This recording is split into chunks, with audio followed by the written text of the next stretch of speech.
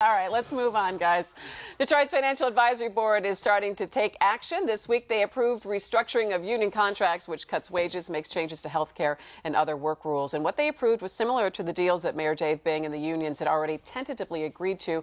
Most city contracts had expired June 30th. So they took kind of the first big action, and this is not unexpected. Now, the question is, where does it go from here? Well, it goes to the city council, and who knows what they're going to do. Are they going to continue to obstruct? Are they going to continue to fight this consent agreement, or are they going to do what they know they have to do? What they have to do is approve the actions of the Financial Advisory Board. So, but I would expect they'll grandstand whether they get 5 votes or not, and it ends up in court again. I guess I'm not as sure of that. I think I can count at least 4 votes for this off the bat.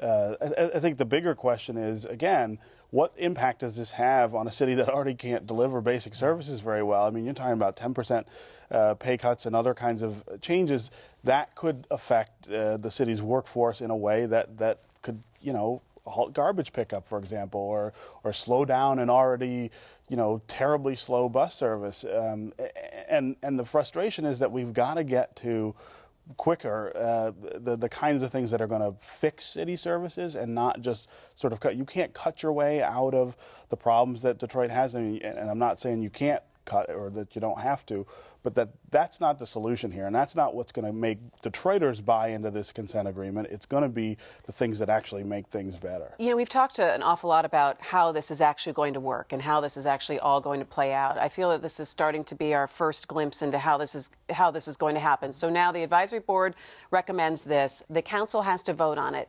If they turn it down, these cuts to the unions, what happens from there? Nolan thinks it goes to court, which and I don't remember that from the consent agreement. The agreement will have to be enforced, and if council turns it down, I think it goes to court. Now, you think the project manager can do it. I think they'll have to fight that. But even if the project manager can do it, somebody will sue. I mean, I think what we've seen in Detroit so far is that people who don't want to do this are just willing to hold the whole process up with legal action, which again keeps threatening the city's overall financial health. But meanwhile, the city's coming apart, it seems. Imagine living on that east side, on the east side of Detroit, where over the past month, folks have been trying to burn it down, had a series of arsons, fires, and now you've got this series of random acts of violence, which has to be terrifying to residents. The fellow got shot in a hijacking while police were investigating, or just after they got done investigating that shooting. The wig shop next door, 4 women storm in and clean out all the wigs. I mean,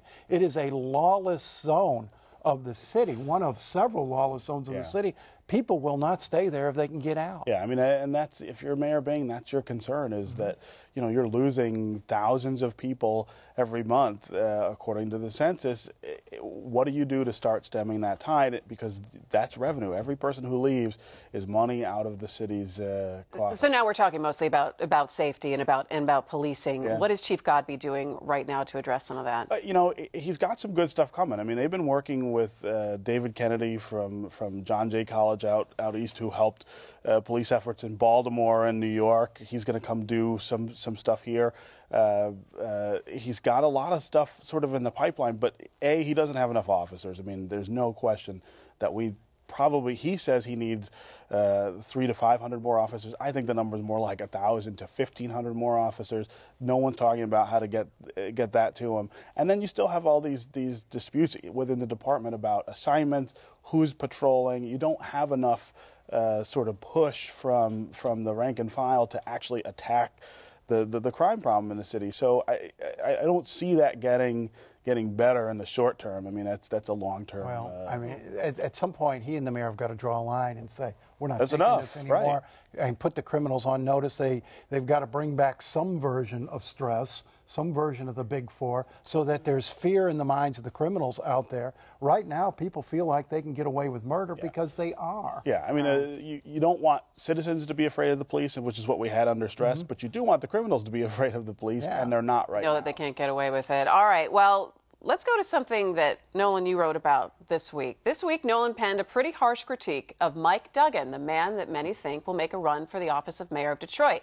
Nolan wrote, and I don't know why I'm going to read it, because I didn't write it. Nolan, you go ahead and read it. What did you write? People can read it on their screen. But my point here with Duggan is he offers some, considerable assets as a mayoral candidate, somebody who can come in. He's been a Mr. Fix-It throughout his career. He gets things done, but all of the stuff we're seeing in Wayne County today, all of the things we're criticizing Bob Ficano for, the sweetheart pensions, the contracts to friends and family, the early retirement benefits. You work 2 years for the county and you get health care for life. And that started under Duggan and McNamara when Duggan was running that administration. And you're talking specifically about a list of people who got health care benefits for life. 51 people for working 2, 3, 5 years. Almost no time. And they're under McNamara. A lot of them under McNamara, some on the county commission, some under Ficano.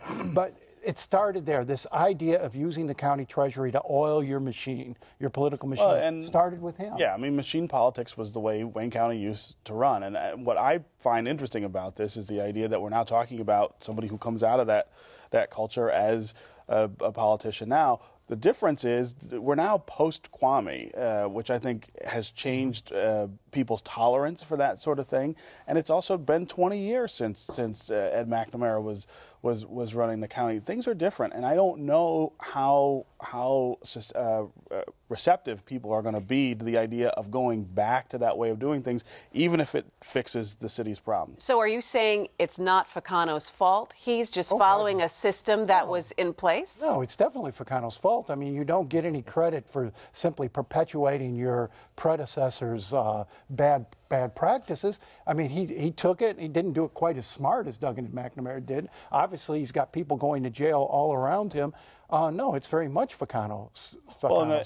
And the difference is when McNamara and Duggan were running the county the way they did, the county was a very effective arm of government. I mean, services got delivered, the budgets were balanced.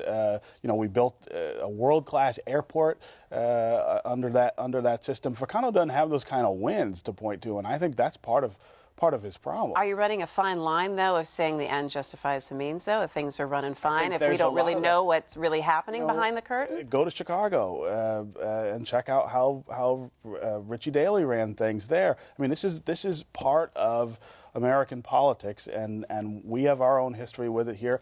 I just don't know whether in 2013 or 14 you can get away with that kind of stuff in the same way. Or the question, I think, is, can Duggan adapt? Can Mike Duggan be somebody different in the way that he runs that machine to adapt to the way things are now? So are you expecting a phone call from Mike Duggan, Nolan?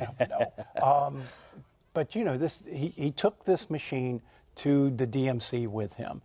And now you can bet he'll take it to City Hall with him. At least the people. If he goes. Sure. The people, right. And so you're going to see the same faces you saw when he was with the county, with DMC. He's got a team. And this is, this team constitutes his political machine. The other sort of interesting thing here, and the elephant in the room, is here we are talking about a guy who wants to be mayor when we've got a sitting mayor who hadn't said that he's not running. He started raising money again. Saying that he could use another 4 years to get things done. He started raising money again recently, which suggests that maybe he's thinking about trying to get another 4 years. What do you make of that, Steve? I didn't think he liked the job. I don't think he likes the job. I don't think he's particularly accomplished at the job. Maybe it's. I think he feels like he needs another shot to try to do this the right way. I don't know if Detroiters are going to be about that or not. Well, it'll be interesting to see if he indeed says, I'm back in for the long haul.